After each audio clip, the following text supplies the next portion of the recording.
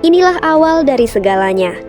Sebelum dunia mengenal nama Megatron yang menggetarkan Korea, ada seorang gadis dari Jember yang datang dengan sejuta keraguan. Mari kita putar balik waktu ke Juli 2023, saat Megawati Hangestri Pertiwi pertama kali menginjakkan kaki di Daejeon Kwanjang Red Sparks sebagai pemain kuota Asia pertama yang mengenakan hijab di Liga Voli Korea. Awal yang penuh skeptisme, publik Korea awalnya bingung melihat atlet berhijab di lapangan voli. Media lokal sempat pesimis, mempertanyakan apakah pemain dari Asia Tenggara bisa bersaing di liga yang terkenal dengan latihan nerakanya. Latihan neraka Red Sparks. Mega mengakui sendiri betapa beratnya adaptasi di sana. Bayangkan, dia harus berlatih keras selama 8 bulan hingga sempat menangis karena porsinya jauh lebih berat dari timnas. Momen pembuktian. Keraguan itu dihancurkan Mega hanya dalam hitungan putaran. Dia langsung menjadi pilar utama bersama Giovanna Milana. Gia bahkan sukses menyabet gelar EMVPE Most Valuable Player putaran pertama. Lahirnya chemistry abadi. Disinilah ikatan maut dengan sang kapten Yeum Hye-seon dimulai. Yeum, sang setter senior, menjadi orang pertama yang benar-benar percaya pada tangan Mega. Umpan-umpan Yeum yang presisi bertemu dengan spike keras Mega menciptakan sejarah besar. Red Sparks lolos ke playoff untuk pertama kalinya dalam 7 musim. Ini bukan cuma soal voli, ini adalah kisah tentang bagaimana seorang underdog dari Indonesia datang ke negeri orang, diremehkan, lalu berakhir menjadi legenda yang namanya terus dielu-elukan di tribun Chungmu Gymnasium. Lo bayangin, cuma 2 musim. Di dunia voli profesional yang isinya robot-robot atlet haus prestasi, 2 musim itu biasanya cuma cukup buat kenalan sama kantin atau ngafalin rute bus tim. Tapi buat Megawati Hangestri Pertiwi, 2 musim itu durasi yang dia butuhin buat ngerombak total wajah Red Sparks yang tadinya tim penggembira, jadi tim yang bikin gemeter lawan. Kita harus jujur, jangan munah. Waktu Mega pertama kali injak kaki di Incheon dengan jilbabnya, reaksi netizen Korea dan bahkan sebagian orang kita sendiri itu apa? Skeptis, sinis. Ada aroma-aroma ngeremehin yang kecium sampai radius 500 km. Serius nih, pemain dari Asia Tenggara bisa bersaing di liga yang levelnya sekeras V-League? Paling cuma strategi marketing buat narik viewers YouTube. Dengerin ya. Itu komentar basi dari orang-orang yang otaknya cuma mentok di statistik di atas kertas tanpa ngerti soal nyali. Mereka lupa satu hal, Mega nggak kedatang ke Korea buat liburan atau sekadar nambah follower Instagram. Dia datang buat ngehancurin tembok keraguan pakai spike yang bunyinya lebih kencang dari bacotan haters di kolom komentar. Daejeon Kwanjang Red Sparks itu tim yang udah 6 musim puasa playoff. 6 musim coy. Itu kalau lo cicil motor, motornya udah lunas, mesinnya udah turun, tapi tim ini masih gitu-gitu aja. Mereka butuh lebih dari sekadar pemain asing yang cuman bisa lompat tinggi. Mereka butuh pembeda. Dan Mega masuk ke sistem itu bukan sebagai pelengkap, tapi sebagai nyawa.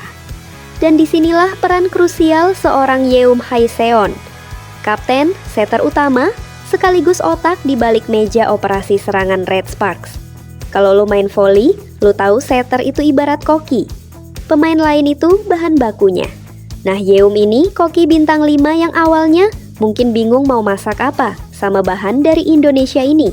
Tapi bedanya sama orang awam, Yeum punya mata yang tajam. Dia nggak cuma lihat jilbabnya, dia nggak cuma lihat tinggi badannya, dia lihat api di mata Mega. Lo tahu apa yang paling mahal di level profesional? Kepercayaan. Di lapangan, kalau setter nggak percaya sama speakernya, bola nggak bakal dikasih. Sesimpel itu, Yeum bisa aja main aman, kasih bola terus ke pemain lokal atau pemain asing yang lebih meyakinkan di mata media. Tapi Yeum milih buat berjudi dengan harga diri tim. Dia kasih bola-bola sulit ke Mega, dia kasih kepercayaan di poin-poin kritis. Dan balasan Mega? Sadis. Dia nggak balas pakai pidato atau postingan puitis. Dia balas pakai spike yang kalau kena muka pemain lawan, mungkin butuh waktu seminggu buat balikin bentuk hidungnya. Mega itu definisi silent killer. Di luar lapangan, boleh senyum-senyum sopan khas anak Jember. Tapi kalau udah di depan net, dia itu mesin penghancur pertahanan.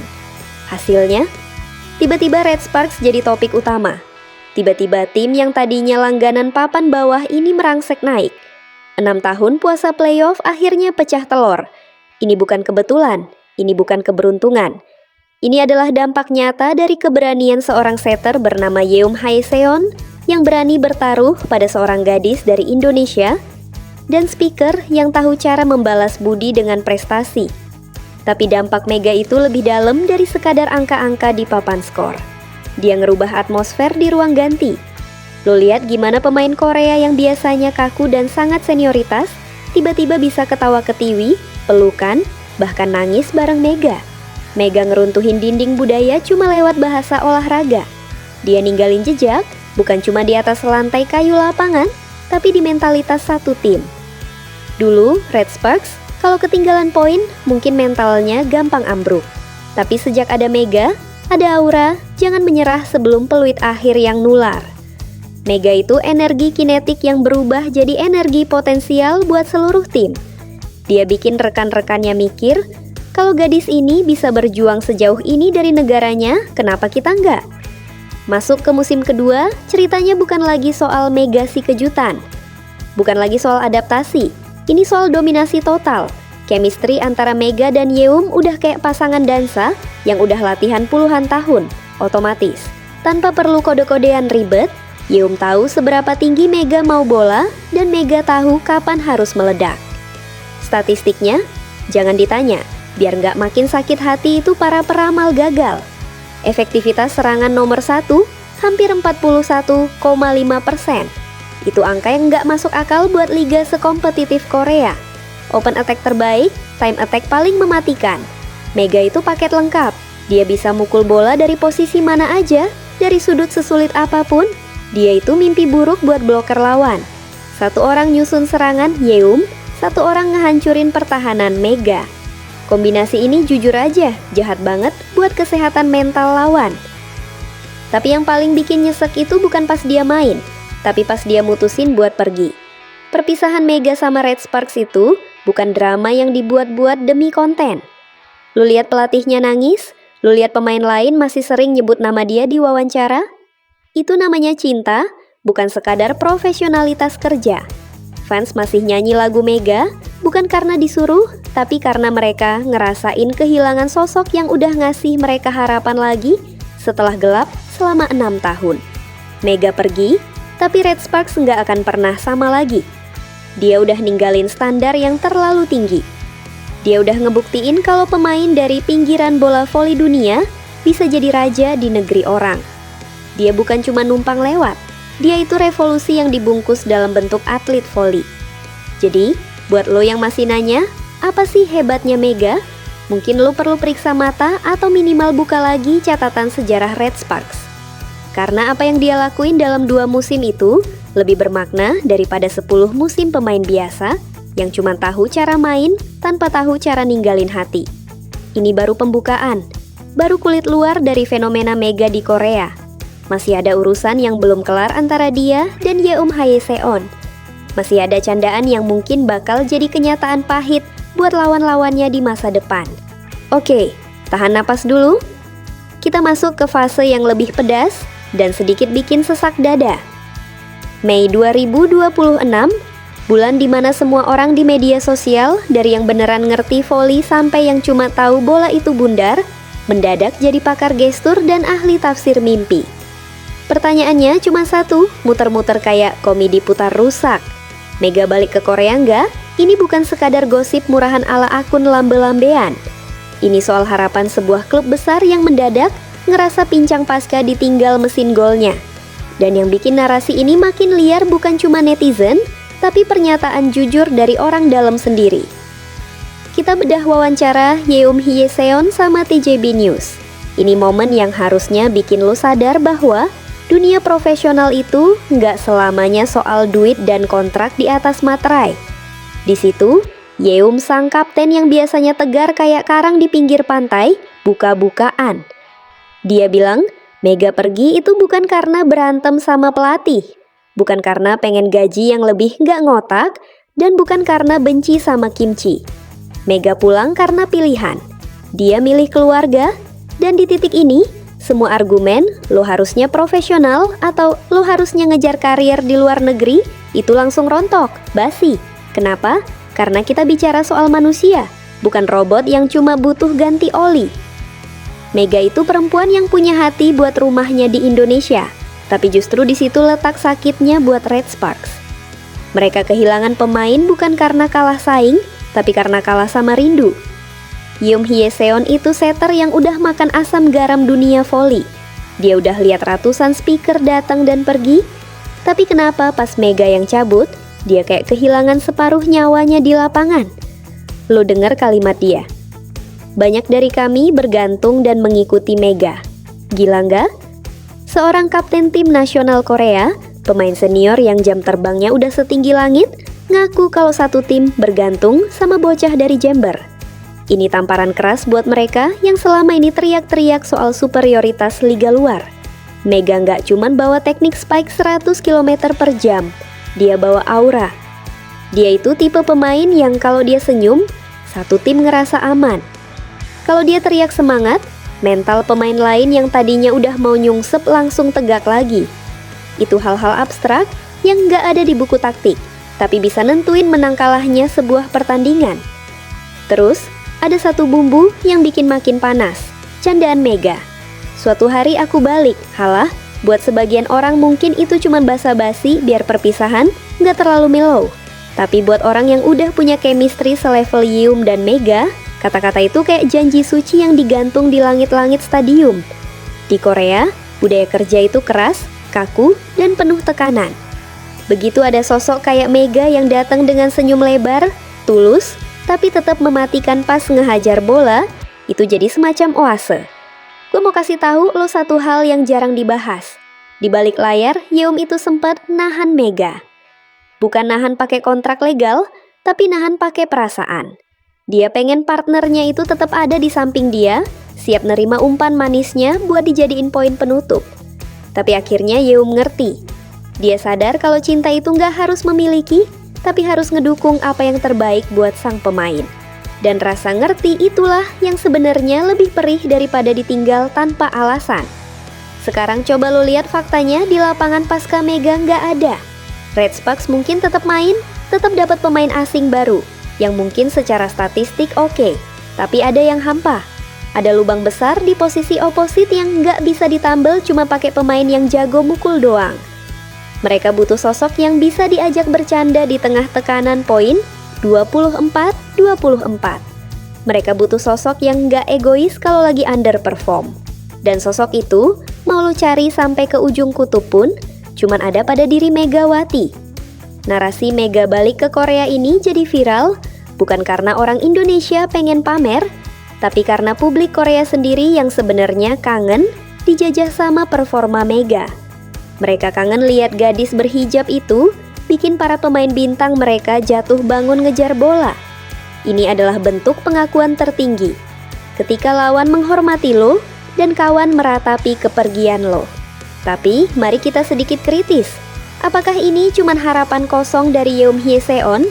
Apakah ini cuma strategi marketing biar fans tetap mantengin akun sosmed Red Sparks? Jawabannya bisa jadi. Tapi kalau lo lihat gimana cara mereka interaksi di media sosial, gimana mereka masih sering video call-an atau sekadar komen-komenan receh, lo bakal tahu kalau ini bukan settingan. Ini realitas hubungan manusia yang udah melampaui batas kewarganegaraan. Mega itu fenomena yang bikin Liga Voli Korea sadar.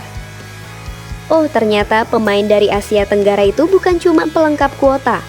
Dia ngebuka pintu buat pemain lain, tapi sekaligus masang standar yang kayaknya bakal susah banget dilewatin sama penerusnya. Yoon Hye-seon saat ini mungkin lagi nunggu. Dia setter yang punya bola, tapi dia lagi kehilangan tujuan utama kemana bola itu harus dialirkan dengan penuh rasa percaya diri. Harapan dia belum mati.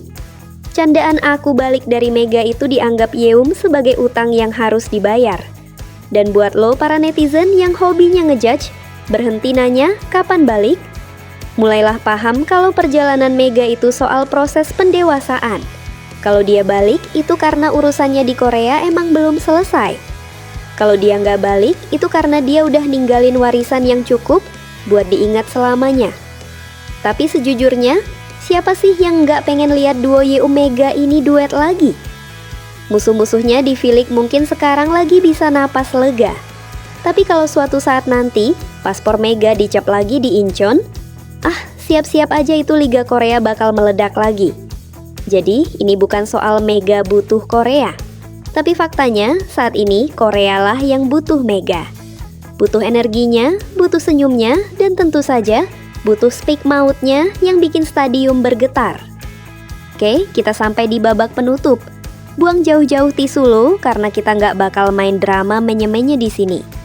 Kita bicara soal kenyataan pahit yang dibalut realitas tajam. Pertanyaannya sekarang, ini akhir yang sempurna atau cuma jeda iklan sebelum ledakan yang lebih besar? Dengerin baik-baik. Kepergian Mega dari Red Sparks itu bukan skenario, ya udah, ganti pemain baru, kelar urusan. Kalau ada yang mikir nyari pengganti Mega itu segampang milih menu di kantin, fix otak lo butuh servis rutin. Ini bukan cuma soal nyari orang yang bisa lompat tinggi atau mukul bola keras. Pemain kayak gitu banyak, stoknya melimpah di pasar transfer. Tapi nyari pemain yang punya nyawa di lapangan, nyari pemain yang bisa bikin setter sekelas Yeom Haeseon ngerasa punya asuransi kemenangan di tangannya, itu mustahil bro. Lu lihat sendiri gimana Red Sparks sekarang. Pelatih Ko Hee-jin itu bukan tipe melankolis yang gampang mewek di depan kamera. Tapi pas Mega pamit, lo lihat kan raut mukanya. Itu bukan muka kehilangan aset, itu muka kehilangan anggota keluarga. Dan buat fans di Daejeon, Mega itu udah kayak pahlawan lokal yang kebetulan lahir di Jember. Lagu-lagu yang identik sama dia masih sering kedengeran di tribun. Itu bukan pencitraan, itu namanya respect yang udah mendarah daging. Gua mau jujur, hubungan antara Megawati dan Yeom Hyeseon itu sebenarnya terlalu berbahaya buat disebut sekadar hubungan profesional. Di dunia olahraga yang penuh sikut-sikutan dan ego, mereka malah pamer brotherhood atau sisterhood yang bikin iri. Kepercayaan yang dikasih Yeom ke Mega itu bukan cuma soal taktik, tapi soal penyerahan harga diri. Yeom tahu, mau sejelek apapun dia ngasih umpan, Mega bakal berusaha mati-matian buat ngegoreng bola itu jadi poin. Itu hubungan simbiosis mutualisme yang paling ngeri di sejarah V-League. Makanya pas Mega bilang, suatu hari aku balik, itu bukan sekadar kalimat penenang buat fans yang lagi patah hati. Itu adalah kode keras. Itu adalah janji seorang petarung yang ngerasa ada misi yang belum tuntas.